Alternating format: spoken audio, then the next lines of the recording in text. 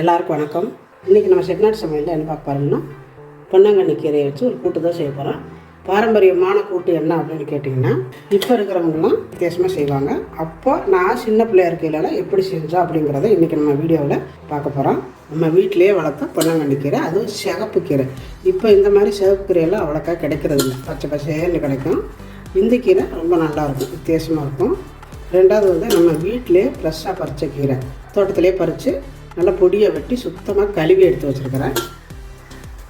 இதை பாரம்பரியமான முறை என்னென்னு கேட்டிங்கன்னா, அதாவது இப்போல்லாம் பாசிப்பருப்பு போட்டு தான் கூட்டு வைப்பாங்க. நானே பாசிப்பருப்பு போட்டு தான் இப்போல்லாம் கூட்டு வைக்கிறதுனா வைப்பேன். அப்போல்லாம் பாசிப்பருப்பெல்லாம் சேர்க்க மாட்டோம், வெறும் துவரம்பருப்பு போட்டு, அதாவது என்ன இருக்குதோ அதை வச்சு கூட்டு செய்வோம். அவ்வளோ நல்லாயிருக்கும். அந்த முறையில் தான் இன்றைக்கி நான் உங்களுக்கு செஞ்சு காட்ட போகிறேன்.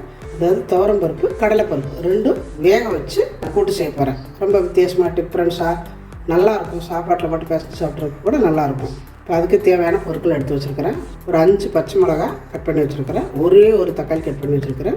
பூண்டு நல்லா நம்ம ரசத்துக்கு மாதிரி இடிச்சுக்கணும், தோலை உடிச்சிட்டு இடித்து வச்சுருக்கிறேன். 2 பெரிய வெங்காயம் கட் பண்ணி வச்சுருக்கிறேன். அரை மூடி தேங்காய், கொஞ்சம் போல் சீரகம் எடுத்து வச்சுருக்கிறேன். பருப்பு வெந்துட்டு இருக்குது, அதாவது துவரம்பருப்பும் கடலைப்பருப்பு சேர்த்து வேகுது. இப்போ சீரகமும் தேங்காயை போட்டு நல்லா நைஸாக அரைச்சிக்கணும். பார்த்திங்கன்னா நல்லா நைஸாக அரைச்சிக்கணும் தேங்காயை. இதுக்கு வரக்காயெல்லாம் சேர்த்திங்கன்னா நல்லா இருக்காது, கொஞ்சம் இளங்காயாக இருக்கணும். அப்போ தான் அந்த கூட்டு நல்லாயிருக்கும் கீரை கூட்டுக்கு. இப்போ நான் நைஸாக அரைச்சிட்டேன். இப்போ இது இருக்கட்டும். அதாவது துவரம்பருப்பு கடலைப்பருப்பு ரெண்டும் சேர்ந்து வெந்துட்டுருக்குது. இது நல்லாவே வெந்துருச்சு. கடலைப்பருப்பு துவரம்பருப்பு சேர்ந்து ஒரு நாள் கூட்டு செஞ்சு பாருங்கள், அவ்வளோ நல்லா வித்தியாசமாக இருக்கும். பாசிப்பருப்பில் தான் செய்யணுங்கிறது இல்லை. இப்போ இது வெந்தது போதும் இறக்கிக்கலாம். இப்போ கூட்டை தாளிச்சிக்கலாம். தாளிக்கிறதுக்கு கொஞ்சமாக எடுக்கும்.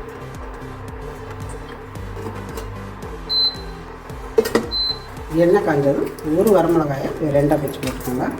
கொஞ்சம் போல் கடுகு உளுந்து பருப்பு,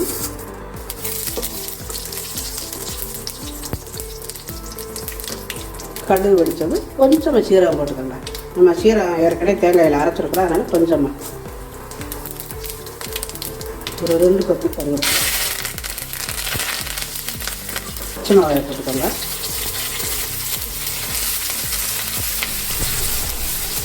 இப்போ நம்ம நச்சு வச்சுக்கிற இந்த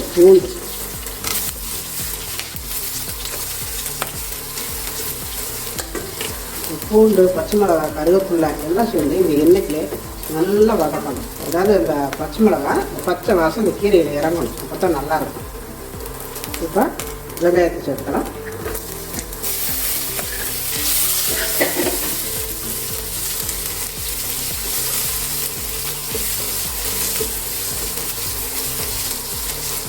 இந்த வெங்காயமும் நல்லா வதங்கணும், வதங்கட்டும்.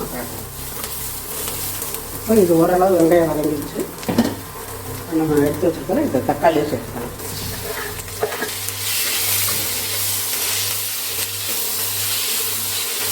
தக்காளி வதங்கிறதுக்கு கொஞ்சமாக உப்பு.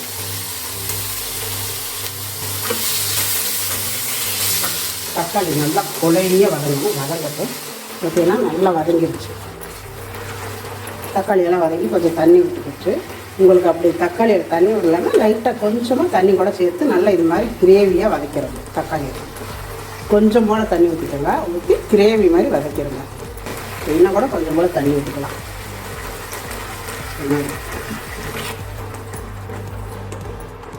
இப்போ இதில் கொஞ்சமாக மஞ்சத்தூள் போட்டுக்கோங்க. அவ்வளோதான். மஞ்சத்தூள் போட்டுட்டு நல்லா கிண்டி விட்டுருங்க. இப்போ நம்ம சுத்தம் பண்ணி வச்சுருக்கிற இந்த பொன்னாங்கண்ணி கீரையை போட்டுக்கலாம்.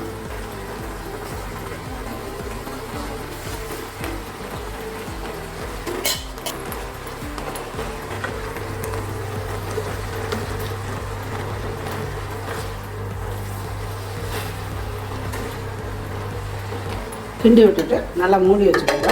மூடி வச்சு வேக விட்டிங்கன்னா சீக்கிரம் வெந்துடும் கீரை. அதாவது இந்த வெங்காயம் தக்காளி பச்சை மிளகாய் சேர்ந்து அந்த கீரையோடு வேகும்போது ரொம்ப நல்லாயிருக்கும்.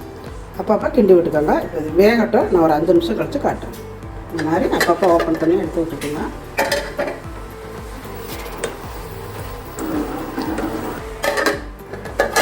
நல்லா வெந்துருச்சு, சூப்பராக இருக்குது. இப்போவே அந்த வாசனை நல்லா நம்ம தாளிச்சது அந்த வெங்காயம் பூண்டு பச்சை மிளகாய் எல்லாம் சேர்ந்து அந்த எண்ணெய்க்கெலாம் அந்த கீரையோடு சேர்ந்து இப்படியே கூட சாப்பிட்லாம், அவ்வளோ நல்லாயிருக்கு. இப்போ நம்ம வேக வச்சுருக்கிற இந்த பருப்பு அதையும் சேர்த்துக்கலாம். நல்லா கலக்கி விட்டுக்கோங்க. தேங்காயை இப்போ ஊற்றக்கூடாது. இறக்க போயில் ஊற்றி ஒரு கொதி வர்ற மாதிரி இருக்கையில் இறக்கிறணும். இந்த மாதிரி கீரையில் வந்து அந்த கடலைப்பருப்பு நம்ம எவ்வளோ வேக வச்சாலும் வெந்துடாது அவ்வளோ சீக்கிரம். துவரம்பருப்பு குழஞ்சிடக்கூடாது. இதுதான் அந்த காலத்துல எல்லாம் செய்கிறது. இப்போலாம் வந்து நம்ம பாசிப்பருப்பு போட்டு செஞ்சிடறோம். அது வந்து நல்லா குழன்னு போயிடுது. நம்ம சாப்பிடும் பொழுது அது நம்ம வாயில் தண்டுப்படுறதில்ல.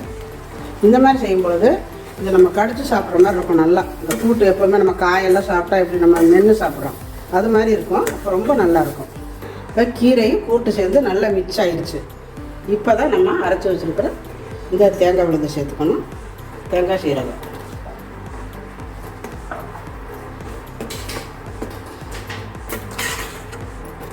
இதில் வந்து நீங்கள் தேங்காய் சேர்க்குறதுனா சேர்த்துக்கலாம், வேணும்னா கூட விட்டுறலாம்.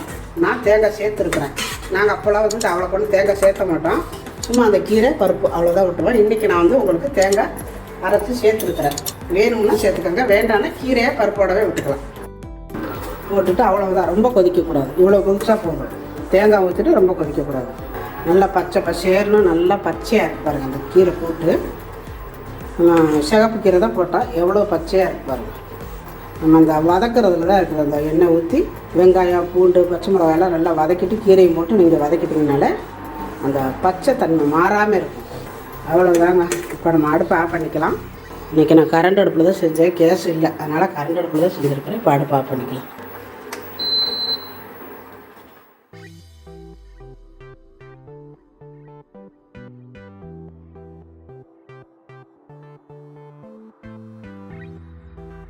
இப்போ இதுக்கு நம்ம அரிசி வத்தல் வறுக்க போகிறேன். சாப்பாட்டுக்கு ரொம்ப நல்லாயிருக்கும்.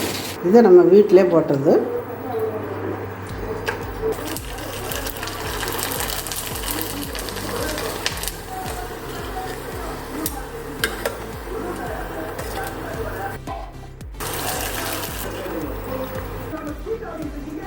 பார்த்திங்கன்னா சாப்பாடு ரெடி ஆயிடுச்சு, கீரை கூட்டும் ரெடி ஆயிடுச்சு. இந்த மாதிரி முழுசாக கடலைப்பருப்பு கிடக்கும்பொழுது அவ்வளோ நல்லா இருக்குங்க அந்த கூட்டு. குழந்தைங்களுக்கெல்லாம் வேணுன்னா இன்னும் கொஞ்சம் நெய் விட்டிங்கன்னா இன்னும் நல்லாயிருக்கும் இந்த கூட்டு. பாரம்பரியமான பொன்னாங்கண்ணி கூட்டு ரொம்ப அருமையாக வந்திருக்குது. ரொம்ப பார்க்குறக்கே பாருங்கள் எவ்வளோ நல்லா இருப்பாங்க. கலர்ஃபுல்லாக சூப்பராக அந்த பச்சை மாறாமல் அப்படியே இருக்குது. இந்த மாதிரி நீங்கள் சாப்பாட்டில் போட்டு பிசைஞ்சு சாப்பிட்டிங்கன்னா அவ்வளோ நல்லாயிருக்கு. உடம்புக்கும் ரொம்ப ரொம்ப நல்லது, குளிர்ச்சியானதுங்களா.